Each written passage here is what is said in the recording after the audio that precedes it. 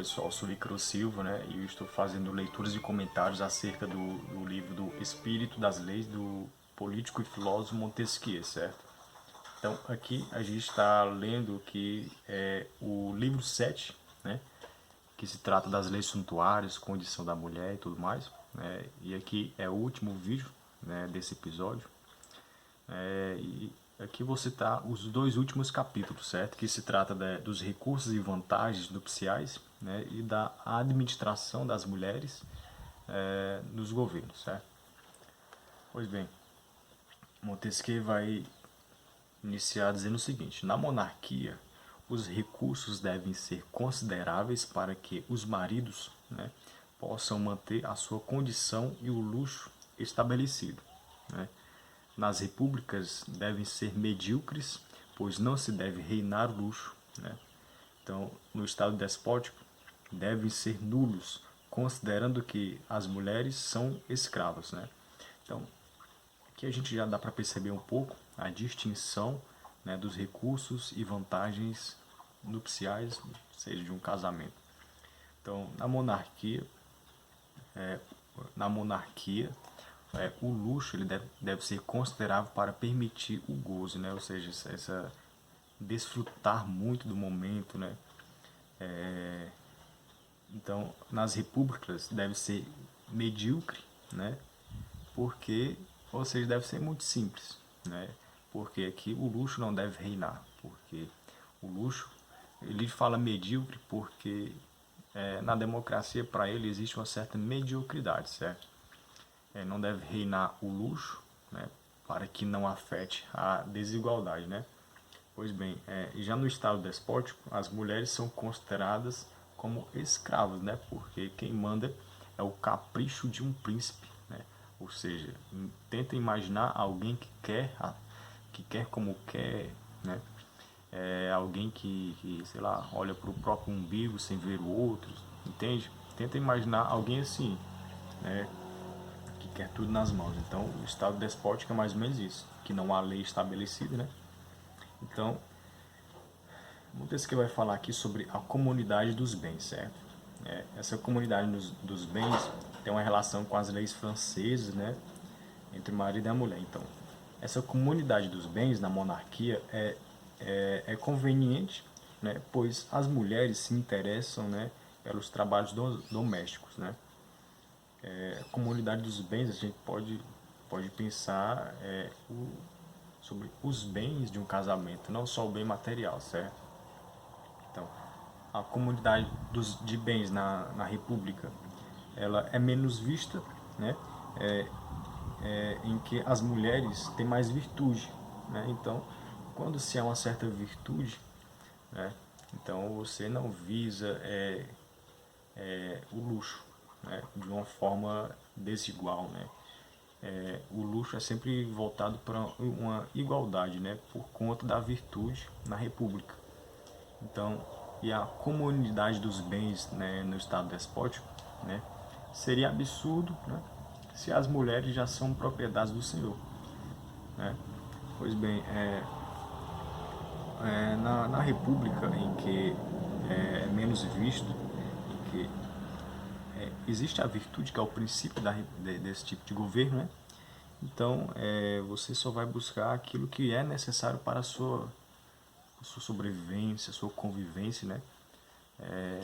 Do seu casamento, da sua comunidade, né? Nada além do que é igual, do que é proporcional, né, ao que você precisa para sobreviver, né? No Estado despótico, a mulher é propriedade do próprio Senhor, né? Então, aqui entra naquela questão que a mulher não tem voz, e aqui pode entrar em outros tipos de governo nesse Estado despótico, né? Autoritarismo e outras coisas, e outros tipos, né? Que, por enquanto, Montesquieu cita de modo indireto, né?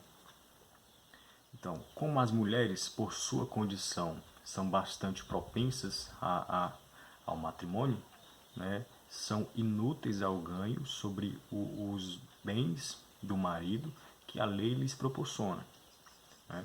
Então, tais ganhos seriam, porém, muito perniciosos na República, pois suas riquezas particulares produzem o luxo. Nos estados despóticos, os ganhos vindos do casamento devem ser a sua subsistência apenas. Então, os ganhos em um casamento na república, né, podem produzir esse luxo. Já no estado despótico, o ganho do casamento deve proporcionar apenas o necessário para a sua subsistência nesse tipo, né? É que a gente pode entrar com a crítica, né? O ponto que ele fala que a mulher é inútil nessa questão dos ganhos, né? Porque isso é muito relativo, depende muito, né? Bom, aqui se finaliza esse capítulo 15, né? Agora vamos falar sobre o 17, que se trata da administração das mulheres nos governos, certo? A gente pode entrar com a questão, a mulher, ela tem capacidade, por sua condição, como Montesquieu diz, de governar o país, né? Eu acho que isso é bem claro, né? Que sim. A gente pode olhar os exemplos aí nessa pandemia, né? De acordo com o jornal Folha, o Ponto UOL e outros jornais, né? A pesquisa é que a mulher ela soube administrar melhor, né, o problema da pandemia, né? Ela soube liderar melhor os problemas no combate à pandemia, em vez dos homens, né? Então as mulheres ficaram em primeiro lugar em relação aos homens, né? E daqui eu já posso até adiantar do capítulo 17, que por conta de uma delicadeza, né, uma questão de detalhe, a mulher tem mais propensão, né, para governar um país, entende? Diferente do homem, né? Pois bem, vou citar aqui 3 nomes apenas de 3 mulheres, né, que uma é no Chile, que ela foi presidenta, ela foi presidenta de 2006 a 2010 e foi reeleita em 2013, né? Que eu não vou saber, Bichette, mais ou menos isso o nome dela. A outra é Cristina Fernandes, da Argentina, né? E a outra é a Angela Merkel, né? Angela Merkel, da Alemanha. No Brasil temos aí a Dilma, né? Eu acredito que por ser condição de ser mulher, isso não empataria, não limitaria a mulher de ter um poder, né? Acho que isso não seria problema não. Então, o capítulo 17, que é da administração das mulheres, né? Montesquieu vai dizer que é contrário à razão que as mulheres sejam soberanas em casa, mas não o é que governem o império, né? Então ele vai dizer que, poxa, não é legal a mulher ser soberana em casa, né? Mas ela pode comandar o império, administrar o império, né? A gente pode dizer também que a mulher, isso aqui também depende muito, certo? Porque a mulher também pode comandar dentro de casa, certo? A gente tem que expandir e ver os outros pontos de vista, não ficar só em um ponto de vista, certo? Um senso crítico sempre, né? Então, se é contrário à razão das mulheres serem soberanas em casa, mas podem ser soberanas em um império, então ele vai dizer que o primeiro ponto seria o quê? Que o estado de fraqueza em que elas se encontram, né, não lhes permite uma preeminência. O segundo ponto seria que a sua própria fraqueza dá-lhes mais doçura e moderação, o que proporcionaria um bom governo em vez das virtudes duras e ferozes, né? Como eu já mencionei. A delicadeza, né, o modo de tratar, acredito que a mulher poderia comandar melhor do que o homem, né? Não só eu que digo, né? Eu já mencionei agora há pouco a pesquisa aqui que diz que as mulheres nessa pandemia souberam comandar melhor, né? Liderar melhor em vez dos homens, certo? Pois bem, aí aqui para finalizar ele vai dizer o quê? Que na Índia, na África, né, ele vai citar que na Índia e na África haviam mulheres que administravam o governo, né? E durante anos souberam administrar bem, né? Então, ela se sai bem tanto no governo moderado quanto no despótico, entende?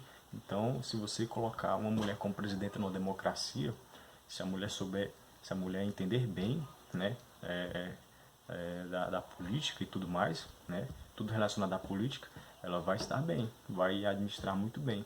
A mesma coisa, semelhante, né, que governo distinto, né, a aristocracia, também comandaria bem, assim como na monarquia e no Estado despótico, já diz Montesquieu. Né? Então, eu acho que, eu creio, penso que não limitaria, a gente não pode limitar, né? As mulheres podem sim administrar um país. Eu não vejo limitação nisso, sabe? Pois bem, pessoal, aqui a gente finaliza o livro 7.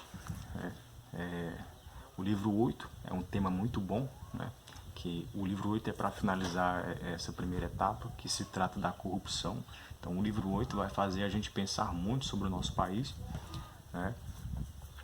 Então, se vocês gostaram do vídeo, comentem, se inscrevam, dê sugestões, fique à vontade para comentar, certo? Então, muito obrigado aí e até a próxima.